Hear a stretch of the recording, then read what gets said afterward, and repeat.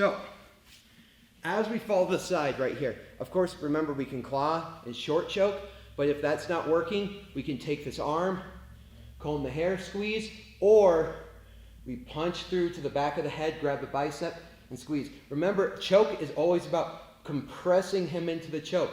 I want to keep my ear to ear and push, okay? Choking is not about noosing them. It's about compressing them into this tiny choking space. So I take the back, compress them in here, okay? And so I put his head in what I call the danger zone, okay? The danger zone being between my choking arm, which is the threat, and a hard space, which is my head. So I'm 50-50 right here. His head is between these two bad areas, right? So even if I can only get my arm right here and I can't finish the choke, well, my head can push him into the choke. So as I slowly close the space, it makes it worse and worse for him. Sorry. That's fine. So as I go right here, I need to keep my ear to ear, meaning that I'm keeping my head pushing against his head. And I'm keeping this arm close to his throat as a threat, keeping him in the danger zone, okay? His escape, actually, the initial part of his escape is getting his head out of the danger zone, so my choking arm and the head are on the same side of his body. Now I don't have a good angle to choke, or he gets his head out of the danger zone by grabbing my arm and pulling it out, and now I don't have a choke, okay? So, when I take his back, I'm keeping my head close to his head, pulling this arm across and pushing his head in the choke. And it makes it even easier as we fall to the side. I'm making sure I'm getting these hooks in really tight. Right, both hooks in, 1, 2, and push. And if you have more questions on the back, I strongly suggest going to the back take tutorial or going through the intro course or even the mount tutorial where we talk about how to get those hooks in and how to go for that choke, okay? So I'm just covering this a little bit more because that way you can get through the flow in this video. So, let's start up again. So again, I'm grabbing a good collar tie, right? I'm trying to control his posture, he's trying to control my posture. If I can get his head below my head, I am winning. I'll say that again. If I can get his head below my head, I am winning. But I have to be careful that I'm not giving him access to my legs. I either need the shield in, right here with my elbow and the praying mantis arms, or I need to get my legs back. Now, I pull him to the mat and I need to put all my weight on him.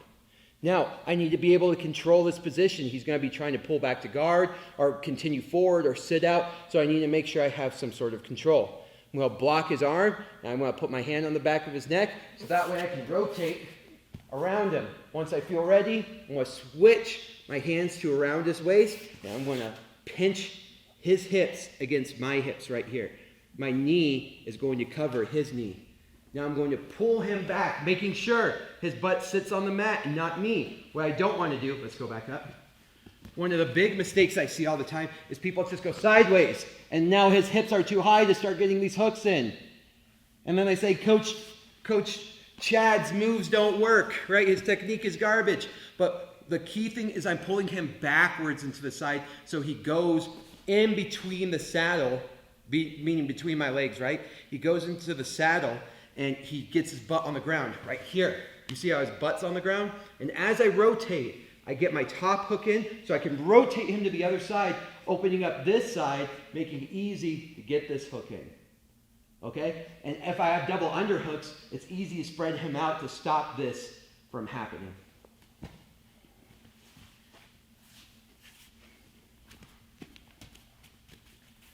And then, which way were we facing? This way? Let's do it this way. Okay? So I'm going to snap him down, put my chest on his back. I'm going to go around. You see how I'm blocking his arm, hugging around his waist. I'm getting low and behind him. I'm not up on top of him, behind him and sucking him backwards. Okay? And if he decides to do some weird roll or whatever, I just keep hugging his hips and I pin him to the mat, which is totally fine. But oftentimes, he doesn't want me to drive him forward, so I pull him backwards, using his own momentum against him. Get the top hook in, roll, other hook. Okay? Now let's have you facing that way.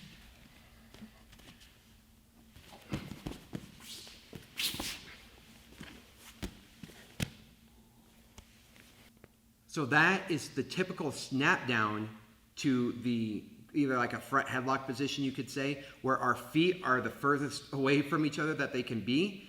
And I'm going to utilize that to simultaneously expose his back, right, to the world, right? So he exposes his back to me, while at the same time, he's forced to put his tools, which are his limbs, right, on the mat, which, you know, when you're right here, you have to, because if not, you're going to hit your face on the ground. So your opponent has to put his hands on the ground in order to not get messed up. And so that way you're controlling where his limbs are while at the same time getting to his back, which is an awesome thing to have going for you, right?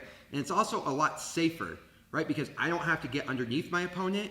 I just go from go from standing to creating an awesome angle, disengaging his tools and exposing his back all in one movement.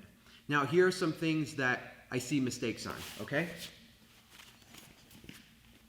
One is I pull him straight into my legs, so boom, oh, and he takes me down. No good, right? I gotta move backwards and down. We talked about that. Two is people alleviate pressure. They're on their knees right here, and he's gonna be able to take that lack of pressure and move forward for a takedown or sit out or sit guard or something.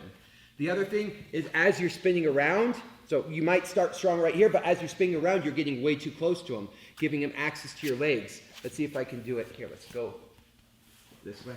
So as I spin around, like I get really close to him, and boom, yeah. So I need to make sure that my chest is staying on the small of his back, ensuring that he's not able to posture back up.